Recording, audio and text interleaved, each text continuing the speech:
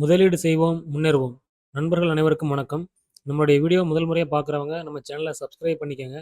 அப்பதான் நம்ம போடுற வீடியோ எல்லாமே உடனுக்குடனே உங்களுக்கு கிடைக்கும். அது மட்டும் இல்லாம இந்த வீடியோ ஸ்கிப் பண்ணாம கடைசி வரை பாருங்க. கண்டிப்பா உங்களுக்கு இந்த வீடியோ யூஸ்ஃபுல்லா இருக்கும். வாங்க நண்பர்களே, இப்ப நம்ம நியூஸ் பார்க்கலாம். ஃபர்ஸ்ட்டு ட்ரெண்டான நியூஸ் இன்னைக்கு என்னன்னு பார்த்தீங்கன்னா, இன்னைக்கு காலையில நம்மளுடைய ரிசர்வ் பேங்கோடைய மானிட்டரி பாலிசி மீட்டிங் நடந்துச்சு. அதில பார்த்தீங்கன்னா, பல முக்கியமான முடிவுகள் எடுத்திருக்காங்க. அது என்னன்னு பார்த்தீங்கன்னா, ஃபர்ஸ்ட்ல வந்து ரெப்போ ரேட் அத வந்து எந்த ஒரு சேஞ்சஸும் பண்ணாம ஆல்ரெடி இருந்த அந்த 5.5% இருந்துச்சு. அதாவது 5.5% இருந்துச்சு. அத அப்படியே ஹோல்டு பண்ணியிருக்காங்க. அது மட்டும் இல்லாம ஆல்ரெடி ஜிடிபி அதாவது இந்த ஃபினான்ஸ் இயர் 26ல பார்த்தீங்கன்னா, ஜிடிபியோட குரோத் வந்து 6.5% இருக்குன்னு சொல்லி முன்னாடியே சொல்லியிருந்தாங்க. அத வந்து இப்போ கொஞ்சம் அப் பண்ணி 6.8% அளவுக்கு நம்மளுடைய ஜிடிபி இந்த வருஷத்துல உயர்வு இருக்கும் அப்படிங்கிற ஒரு நியூஸ் சொல்லியிருக்காங்க. அது மட்டும் இல்லாம பார்த்தீங்கன்னா, இன்ஃப்ளேஷனும் ஒரு 3.1 இருக்கும் அப்படிங்கிற மாரி முன்னாடி கெஸ் பண்ணியிருந்தாங்க. அத வந்து இப்ப கம்மி பண்ணி 2.6 வரைக்கும் நம்ம இந்த வருஷம் இன்ஃப்ளேஷன் இருக்கும் அப்படிங்கிற ஒரு தகவலையும் நம்மளுடைய ரிசர்வ் பேங்க் கவர்னரான சஞ்சய் மல்ஹோத்ரா அவர்கள் வந்து சொல்லியிருக்காங்க. அது மட்டும் இல்லாம பார்த்தீங்கன்னா, ஆல்ரெடி நம்ம நெறைய ரூமர் போய்க்கிட்டு இருந்துச்சு.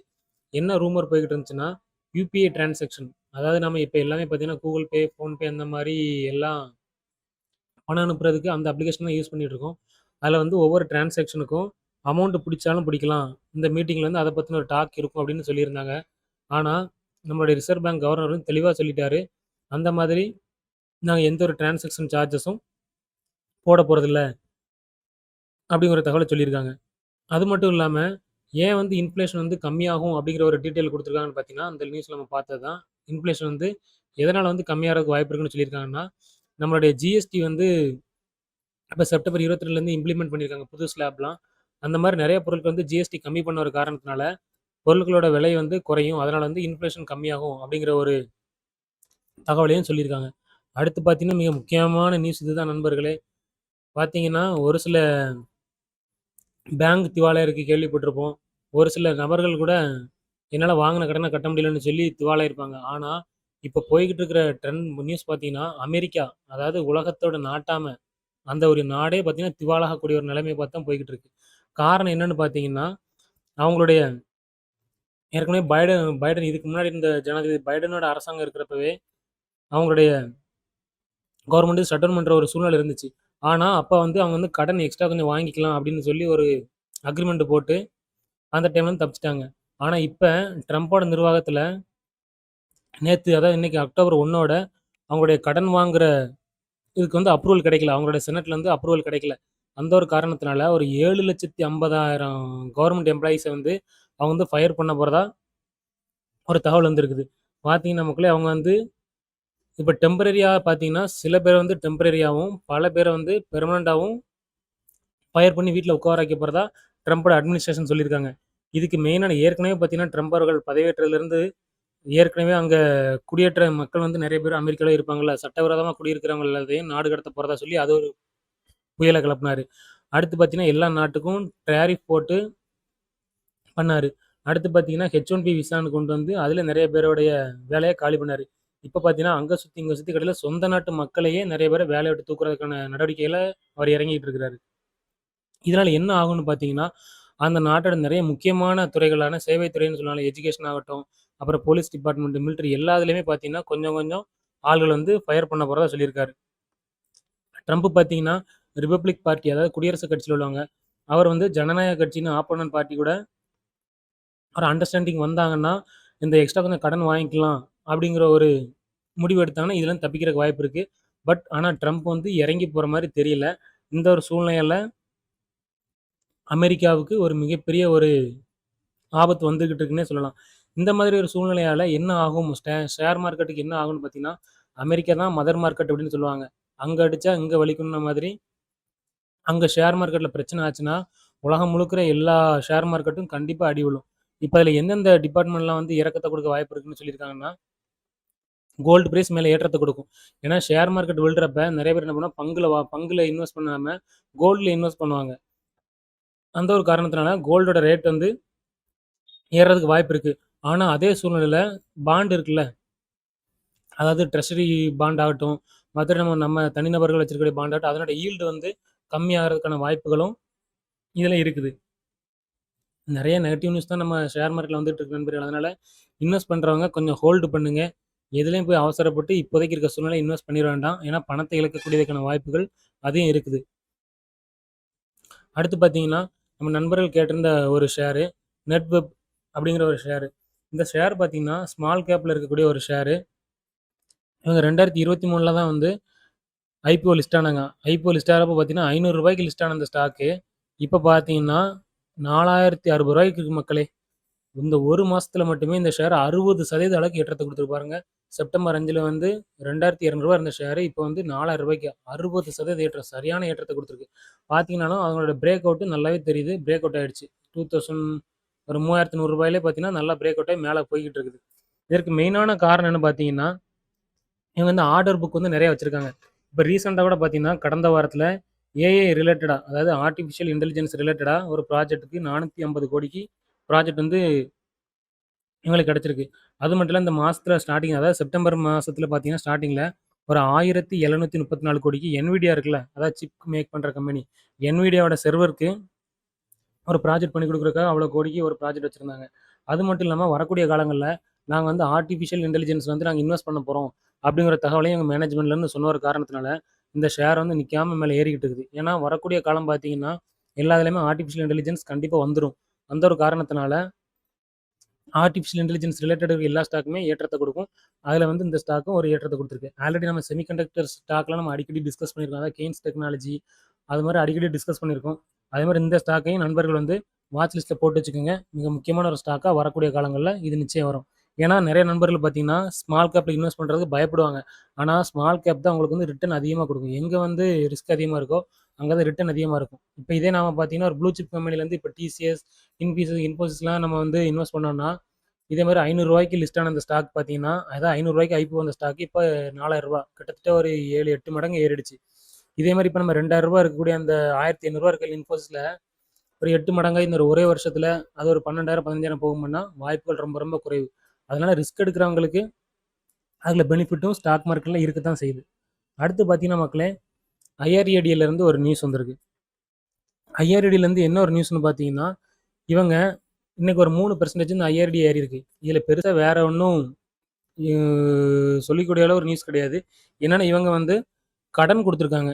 எவ்வளோ கடன் கொடுத்துருக்காங்கன்னு பார்த்தீங்கன்னா, 84,445 கோடி வந்து கடன் கொடுத்துருக்காங்க. அதாவது ரவுண்டா 85,000 கோடின்னு வச்சுக்கலாமே. 85,000 கோடி வந்து கடன் கொடுத்துருக்காங்க. கடன் கொடுத்ததெல்லாம் ஒரு நியூஸான்னு பார்த்தா, ஆமா நண்பர்களே, கடன் கொடுத்ததெல்லாம் நியூஸ் தான். ஏன்னா இவங்க கொடுத்த கடனுக்கு வட்டி வந்து இவங்களுக்கு கிடைக்கும். வட்டி கிடைக்கிறப்ப அவங்களுடைய ப்ராஃபிட் வந்து ஏற்றத்தை கொடுக்குறதுக்கு ஒரு வாய்ப்பு இருக்கு. அது மட்டும் இல்லாம பார்த்தீங்கன்னா, மினிஸ்ட்ரி ஆஃப் ரினியூவபிள் எனர்ஜி, அதாவது புதுப்பிக்கத்தக்க ஆற்றல், அந்த டிபார்ட்மெண்ட் கூட இவங்க ஒரு எம்ஓயு போட்டிருக்காங்க. அதாவது ஒரு புரிந்துணர்வு ஒப்பந்தம்னு சொல்லுவாங்கல்ல. எது மூலமா என்ன சொல்லியிருக்காங்கன்னா, வர FY 26க்குள்ள இவங்களோட ரெவென்யூ வந்து 8,200 கோடிக்கு வந்து உயர்த்தக்கணும்னு அப்படின்னு சொல்லி அவங்க டார்கெட் ஃபிக்ஸ் பண்ணியிருக்காங்க. இந்த மாதிரியான காரணங்களால இந்த ஷேர் வந்து இன்னைக்கு ஒரு 3% ஏறி இருக்குது. இந்த ஷேரோட பிரைஸும் பார்த்தீங்கன்னா, ஒரு ரூ. 150 ரேஞ்சில சுத்திட்டு இருக்கு. 200, 250 இருந்த பிரைஸ் வந்து கம்மியாகி இந்த ரேஞ்சுக்கு இருக்குது. இது ஒரு நல்ல ஸ்டாக் தான். பட் இதில் இப்போதைக்கு இன்வெஸ்ட் பண்ணுறதுக்கான வாய்ப்பு இருக்கான்னு கேட்டால் இல்லை. அடுத்து பார்த்தீங்கன்னா நண்பர்களே, ஆட்டோ செக்டரில் இருக்க ஆட்டோ சேல்ஸ் டேட்டா எல்லாம் இன்னைக்கு வரிசையாக வர ஆரம்பிச்சிடுச்சு. ஏன்னா மந்த்லி ஃபர்ஸ்ட் டேட் பார்த்தீங்கன்னா ஆட்டோ சேல்ஸ் டேட்டா வரும். 1 செகண்ட்.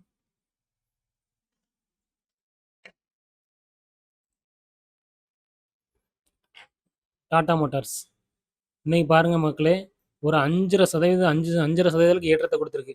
இதை நம்பி நாம் இந்த ஷேரில் இறங்கலாமான்னா தற்சமயம் வேண்டாம். ஏன்னா இவங்களுடைய ஆட்டோ சேல்ஸ் டேட்டா இன்னும் வரல. அப்படின்னு இந்த ஷேர் ஏன் நண்பா இந்த மாதிரி ஏறி இருக்குன்னு கேட்டிங்கன்னா, அதற்கு ஒரே ஒரு காரணம் தான். இது வந்து கமர்ஷியல் வெஹிக்கிள் அப்புறம் வந்து பேசஞ்சர் வெஹிக்கிள் 2ஆ பிரிக்க போகிறதுக்கு அக்டோபர் 14 தான் ரெக்கார்டு டேட்டுங்கிறது நேற்று நம்ம சொல்லியிருந்தோம். அந்த டேட் வந்து இன்னைக்கு ஷேர் மார்க்கெட் ஃபுல்லாக ஸ்ப்ரெட் ஆயிருக்கும். அந்த ஒரு காரணத்தினால இது ஒரு 5.5% ஏற்றத்தை கொடுத்துருக்கு. மற்றபடி இதில் ஒரு பாசிட்டிவான நியூஸ் வேறு எதுவுமே கிடையாது. அது மட்டும் இல்லாமல் இவங்களுடைய ஆட்டோ சேல்ஸ் டேட்டாவும் புவராக தான் வரும்னு நான் எதிர்பார்க்குறேன். ஏன்னா செப்டம்பர் ஃபுல்லாகவே இவங்களுக்கு JLRோட விற்பனை வந்து ரொம்ப அடிபட்டிருக்கும். ஏன்னா இவங்களுக்கு வரக்கூடிய ரெவன்யூ பார்த்தீங்கன்னா, JLRோட சேல்ஸ்ல இருந்து தான் இவங்களோட ரெவன்யூ அதிகமாக வந்துட்டு இருந்துச்சு. இப்போ அதில் சைபர் அட்டாக் நடந்த ஒரு காரணத்தினால செப்டம்பர் மாதத்தில் அவங்கள்ட்ட பெருசாக சேல்ஸ் இருந்திருக்க வாய்ப்புகள் ரொம்ப ரொம்ப குறைவு. அதனால இதில் இப்போதைக்கு இன்வெஸ்ட் பண்ண வேண்டாம். கொஞ்சம் தள்ளியே இருங்க. இதோட சேல்ஸ் டேட்டா வந்ததுக்கு அடுத்து இதை ஷேர் மறுபடியும் ரிவர்சல் போட்டு திரும்ப கீழே வரும் அப்படிங்கிறது தான் நான் எதிர்பார்க்குறேன். அடுத்து பார்த்தீங்கன்னா நண்பர்களே, எஸ்கார்ட்ஸ் குபோட்டா, அதாவது இவங்க டிராக்டர் சேல்ஸில் இருக்கிறாங்க.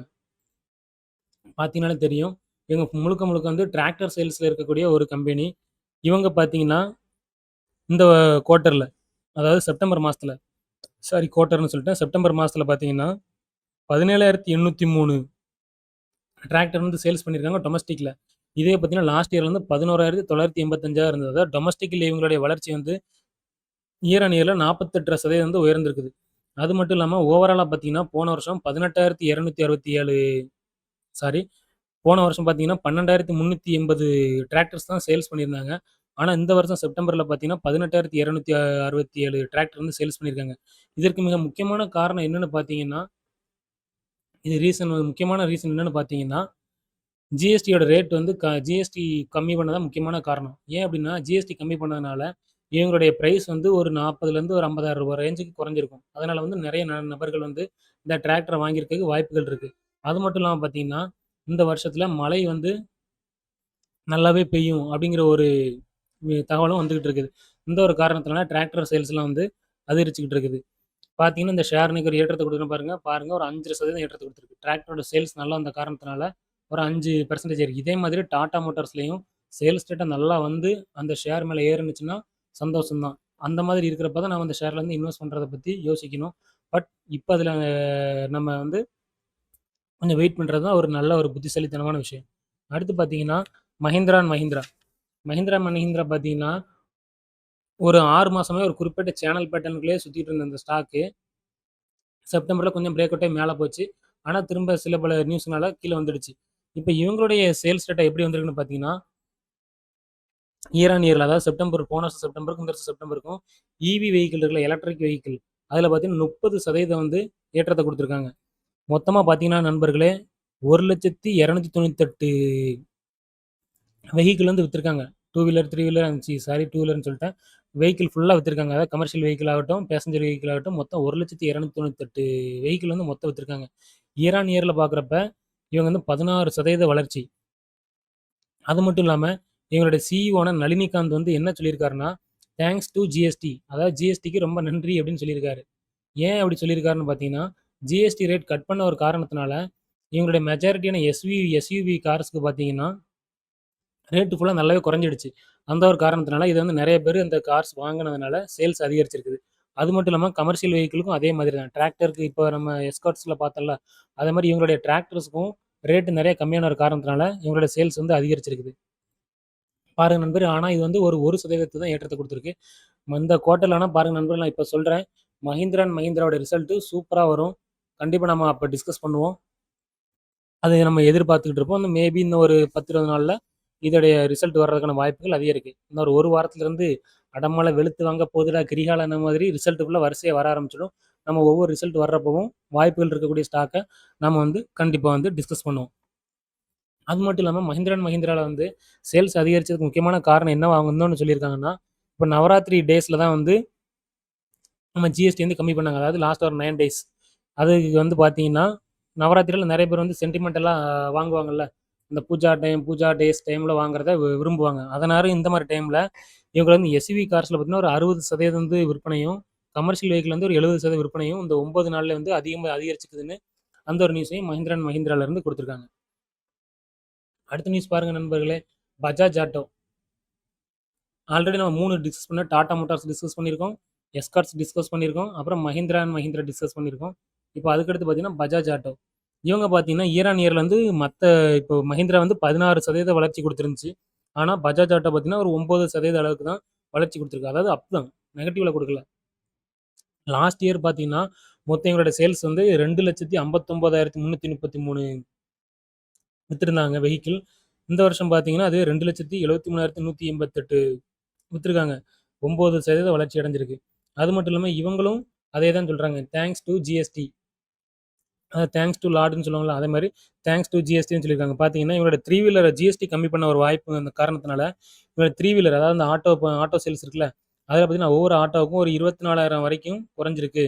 அதே மாரி பார்த்தீங்கன்னா, கேடிஎம் பைக்ஸ் அதாவது கொஞ்சம் விலை கூடுன பைக்ஸ் வந்து இருக்குல்ல, அதில பார்த்தீங்கன்னா, ஒரு 20,000 வரைக்கும் குறைஞ்சிருக்கு. அதனால பார்த்தீங்கன்னா, அதிலலாம் எங்களுக்கு சேல்ஸ் வந்து அதிகரிச்சிருக்கிறதா பஜாஜ் ஆட்டோல வந்து ஒரு தகவல் சொல்லியிருக்காங்க. இதில பார்த்தீங்கன்னா, இன்னைக்கு இந்த ஒரு நல்ல 9% ஏற்றத்த தான் குடுத்திருக்கு சேல்ஸ் டேட்டா. ஆனாலும் இது ஷேர்லேருந்து பெருசாக இம்பேக்ட் பண்ணலை. பாருங்க நண்பர்களே, இது பார்த்தீங்கன்னா ரீசெண்டாக 13,000 மேபி ரூ. 13,000 வரைக்கும் போன அந்த ஸ்டாக் பார்த்தீங்கன்னா ஒரு ரூ. 7,000 வரைக்கும் இறங்குச்சு. அங்கேருந்து இப்போ ஒரு ரூ. 1,200 ஏற்றத்தை கொடுத்துருக்கு. இவங்களுடைய சேல்ஸ் டேட்டாவும் ஓரளவு பரவாயில்லாம தான் வந்திருக்கு. ஆனால் அது ஃப்ளாட்டானது தான். இப்போ 4 இது நம்ம பார்த்துருக்கலாம் நண்பர்களே. இந்த 4 இதுலயுமே 4 ஆட்டோ ஸ்டாக்ஸ் பார்த்துருக்கோம். இந்த 4ல நான் ஃபர்ஸ்ட் மார்க் எனக்கு பொறுத்தவரைக்கும் ஃபர்ஸ்ட் ப்ரிஃபரன்ஸ், அதாவது ஃபர்ஸ்ட் மார்க் அப்படின்னு பார்த்தீங்கன்னா, மஹிந்திரா அண்ட் மஹிந்திராவோட சேல்ஸை சொல்லுவேன். நம்ம டாடா மோட்டார்ஸோட சேல்ஸ் டேட்டா இன்னும் வரல. வந்ததுக்கடுத்து நாம அதை பற்றி டிஸ்கஸ் பண்ணோம் நண்பர்களே. அதுக்கடுத்து பார்த்தீங்கன்னா கேபிஐடி டெக் வந்து ஜேபி மோர்கன் என்ன சொல்லிட்டாங்கன்னா, மொத்தமாக இவங்க வந்து வாஷ் அவுட் ஆவாங்க. அதாவது Q2லேருந்து இவங்களுடைய ப்ராஃபிட் வந்து ரொம்ப அடிபடும். அது இல்லாமல் FY26 இவங்க வந்து ஃபுல் அண்ட் ஃபுல்லாக வாஷ் அவுட் தான் ஆவாங்க. வாஷ் அவுட் மீன்ஸ் பெருசாக வந்து growth இருக்காது அப்படின்னு சொல்லியிருக்காங்க. இந்த ஒரு காரணத்தினால நண்பர்களே, நேற்று நம்ம டிஸ்கஸ் பண்ணியிருந்தோம் கேபிஐடி டெக் பக்கம் யாரும் போகாதீங்கன்னு. அது ஒரு 10% விழுந்திருக்கு. அதனால மேலே ஏற்றத்தை கொடுக்க வாய்ப்பு இருக்குன்னு சொல்லி நண்பர்கள் யாரும் போய் கையை வச்சிட வேண்டாம். ஏன்னா எங்கே ப்ரெஷர் அதிகமாக இருக்குதோ அந்த இடத்துல போய் நம்ம ஒன்று நுழையிறது தேவையில்லாத இழப்புகளை ஏற்படுத்தும். அது மட்டும் இல்லாமல் ஜேபி மோர்கன் என்ன சொல்லியிருக்காங்கன்னா, இவங்க வந்து எப்போ வந்து வளர்ச்சி ஏற்றத்தை கொடுக்க வாய்ப்பு இருக்குன்னு சொல்லியிருக்காங்கன்னா, அதுவும் தெளிவாக சொல்லியிருக்காங்க பாருங்க நண்பர்களே. 27, 28 அதாவது FY27, 28ல தான் இவங்க வந்து ஒரு 12% அளவுக்கும் ஒரு 16% அளவுக்கும் வளர்ச்சி கொடுக்க வாய்ப்பு இருக்குன்னு சொல்லியிருக்காங்க. அப்படின்னா இன்னும் ஒரு அடுத்த ஃபினான்ஷியல் இயர் தான் இவங்க வந்து ஏற்றத்தை கொடுக்க ஆரம்பிப்பாங்க. இன்னொரு ஒரு வருஷம் வந்து இதில் வந்து ப்ரெஷர் அதிகமாக இருக்கும் அப்படிங்கிறத சொல்லியிருக்காங்க. அதனால இந்த ஸ்டாக்ல இருந்து நண்பர்கள் அனைவரும் தள்ளிடுங்க. அதுதான் நமக்கு நல்லது. அடுத்து பார்த்தீங்கன்னா, ஹட்கோலேருந்து ஒரு நியூஸ் வந்திருக்கு. இதுவும் அதே மாதிரி தான். அதாவது IRADலேருந்து ஒரு நியூஸ் பார்த்தோம்ல, கடன் கொடுத்துருக்காங்க நிறையான்னு. அதே மாதிரி இவங்களும் பார்த்தீங்கன்னா, லாஸ்ட் இயரில் பார்த்தீங்கன்னா எவ்வளோ கடன் கொடுத்துருந்தாங்கன்னா, ஒரு 1,00,000 சாரி 1,27,952 கோடி நண்பர்களே. 1,4 லட்சம் கோடி அளவுக்கு வந்து போன வருஷத்தில் கடன் கொடுத்துருக்காங்க. போன ஃபினான்ஸ் இயரில். அதுவே பார்த்தீங்கன்னா, இந்த வருஷம் 2 குவார்ட்டர் தான் முடிஞ்சிருக்கு இந்த ஃபினான்ஸ் இயரில். அதுக்குள்ளாகவே இவங்க வந்து 92,709 கோடி அளவுக்கு வந்து கடனை கொடுத்துருக்காங்க. அப்படிங்கிற தகவல் வந்து இதில் வந்து வந்திருக்கு. என்னன்னா, கடன் அதிகமாக கொடுக்கறதுனால இவங்களுக்கு வந்து அதில் வந்து இன்ட்ரெஸ்ட் இன்கம் வர்றதுக்கு வாய்ப்பு இருக்கு. அதனால இந்த மாதிரி கடன் கொடுக்குற கம்பெனிஸ்க்குலாம் இது ஒரு நல்ல நியூஸ். ஹட்கோ பார்த்தீங்கன்னா என்ன பிஸ்னஸ் மெயினாக பண்ணுறாங்கன்னு பார்த்தீங்கன்னா, அந்த அர்பன் ஏரியாவில் இருக்கக்கூடிய இன்ஃப்ராஸ்ட்ரக்சர் வந்து நல்லா பெருசாக்குறதுக்காக ஃபினான்ஸ் பண்ணுறாங்க. அதாவது கடன் கொடுத்துட்டு இருக்கிறாங்க. அது மட்டும் இல்லாம லாஸ்ட் 2 குவார்ட்டர்ல இவங்களோட என்பிஏ, கிராஸ் என்பிஏ அப்புறம் நெட் என்பிஏ 2மே வந்து கம்மியா இருந்துச்சு. அந்த ஒரு காரணத்தினால இந்த ஷேர் வந்து கொஞ்சம் நல்லா ஏற்றத்த குடுத்துருந்துச்சு. கொஞ்சம் கீழ பிரைஸ் இருந்தது தான் ஒரு ஏற்றத்த குடுத்துருச்சு. அடுத்து பார்த்தீங்கன்னா நண்பர்களே, ஒரு முக்கியமான ஐபிஓ ஒண்ணு ஓப்பன் ஆக போகுது அடுத்த வாரத்துல. ஆல்ரெடி டாடா கேபிட்டல் பார்த்தீங்கன்னா, அதாவது மண்டே 6ஆம் தேதி வந்து ஓப்பன் ஆகுது. 8ஆம் தேதி வந்து குளோஸ் ஆகுது. அதே மாரி எல்ஜி எலக்ட்ரானிக்ஸ் பார்த்தீங்கன்னா, அக்டோபர் 7 அதாவது அடுத்த வாரம் செவ்வாய்க்கிழமை ஓப்பன் ஆயிட்டு 9ஆம் தேதியோட க்ளோஸ் ஆகுது. 3 நாள் வந்து ஓப்பன்ல இருக்கும். இதில அப்ளை பண்ணலாமான்னு கேட்டா, கண்டிப்பா இவங்களோட பிசினஸ் வந்து பெரிய லெவல்ல தான் பிசினஸ் பண்றாங்க. அதனால கிரே மார்க்கெட் பிரீமியமும் இதில நல்லா தான் காட்டும் அப்படின்னு நான் எதிர்பார்க்குறேன். இந்த இது ஐபிஓ ஓப்பன் ஆகப்ப நம்ம கண்டிப்பா வந்து இத டிஸ்கஸ் பண்ணுவோம். ஆனா இவங்க என்ன பிரைஸ்க்கு வந்து ஐபிஓ விட போறாங்கன்னா, அந்த தகவலையும் சொல்லியிருக்காங்க. நான் நண்பர்களுக்கு காட்டுறேன் பாருங்க. ரூ. 1080லிருந்து ரூ. 1140 வரைக்கும் பிரைஸ் பாயிண்ட் ஃபிக்ஸ் பண்ணியிருக்காங்க. நம்ம வந்து ரூ. 1140 அப்ளை பண்ணா தான் கிடைக்கும்.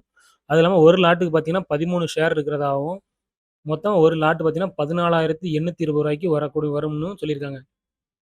என்னுடைய ஓவரால் ஐபிஓ எவ்வளோ கோடிக்கு வந்து வர்றாங்கன்னு பார்த்தீங்கன்னா, ரூ. 11,607 கோடி வந்து ஐபிஓ வந்து வரப்போறாங்க. இந்த வருஷத்திலே பார்த்தீங்கன்னா, இது வந்து 3வது பெரிய ஐபிஓ. டாடா கேபிட்டல் பார்த்தீங்கன்னா, ஒரு 15,000 கோடிக்கு வரப்போறதா சொல்லியிருக்காங்க. ஹெச்டிபி ஃபினான்ஸ் பார்த்தீங்கன்னா, ஆல்ரெடி ஒரு 12,500 கோடிக்கு ஐபிஓ லிஸ்ட் பண்ணாங்க. இது வந்து 3வது மிகப்பெரிய ஐபிஓ. கண்டிப்பா நண்பர்களே நம்ம வந்து டாடா கேபிட்டல் ஐபிஓவும், இந்த எல்ஜி எலக்ட்ரானிக்ஸ் ஐபிஓவும் நம்ம அடுத்த வாரம் ஓப்பன் ஆகுறப்ப கண்டிப்பா டிஸ்கஸ் பண்ணுவோம். எல்ஜின்னா சின்ன வயசுல 90 கிட்ஸ்க்குலாம் தெரியும். ஒருத்தர் வந்து தலையில கொம்பு வச்சுக்கிட்டு டிவில இருந்திருப்பாரு. நெறைய பேர் அத பார்த்து பயந்த காலம்லாம் இருக்கும். ஓகே நண்பர்களே. இந்த வீடியோல நம்ம தேவையான அளவுக்கு தகவல் நெறைய டிஸ்கஸ் பண்ணியிருக்கோம். நம்மளுடைய வீடியோ உங்களுக்கு பிடிச்சிருந்துச்சுன்னா, நம்ம சேனலுக்கு மறக்காம சப்ஸ்கிரைப் பண்ணிருங்க. அது மட்டும் இல்லாம உங்க நண்பர்களுக்கு பார்க்க சொல்லுங்க. வீடியோவ லைக் பண்ணுங்க, கமெண்ட் பண்ணுங்க. மீண்டும் ஒரு வீடியோவில் சந்திப்போம் நண்பர்களே. தொடர்ந்து முதலீடு செய்வோம். நிச்சயமாக நாம் முன்னேறுவோம்.